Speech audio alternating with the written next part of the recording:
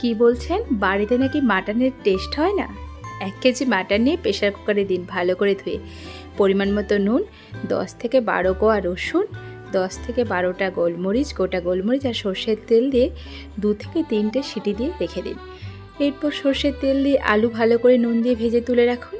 আর একটা মশলা বানান, আদা, রসুন আর কাঁচা লঙ্কা যেরকম ঝাল খাবেন সেরকম দেবেন, মিহি পেস্ট। এরপর কড়াইতে সর্ষের তেল দিয়ে গোটা গরম মশলা, তেজপাতা, শুকনো লঙ্কা, জিরের ফোড়ন দিয়ে পেঁয়াজগুলোকে দিয়ে দিন। ভাজা হলেই তাতে কালারের জন্য দিন একটু চিনি আর পেস্ট করে রাখা মশলাটা দিয়ে ভালো করে কষিয়ে নিন। এরপর 3 থেকে 4টে মিডিয়াম সাইজের টমেটো দিয়ে ভালো করে কষান। পরিমাণ মতো হলুদ, লঙ্কার গুঁড়ো, কাশ্মীরি লঙ্কার গুঁড়ো দিয়ে তেল ছাড়া পর্যন্ত অপেক্ষা করুন। তেল ছাড়লে সেদ্ধ করে রাখা মাটনটা দিয়ে আরও তেল ছাড়ার জন্য অপেক্ষা করুন, কষাতে থাকুন। এরপর উপর থেকে আলু দিয়ে জল দিয়ে ঢাকা দিয়ে লো আঁচে আধ ঘন্টা রান্না করলে এই রকম টাইপের মাটন রেডি।